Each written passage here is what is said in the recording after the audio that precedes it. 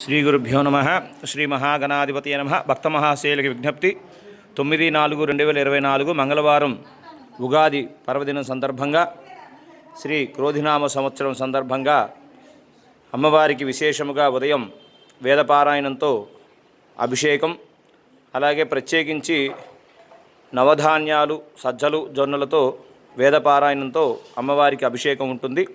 మరి ఉగాది రోజు ఉదయం 7:30 గంటలకు గణపతి పూజతో కార్యక్రమం ప్రారంభించి విశేషముగా అభిషేకం, వేదపారాయణం కార్యక్రమం జరుగుతుంది 10 గంటల వరకు.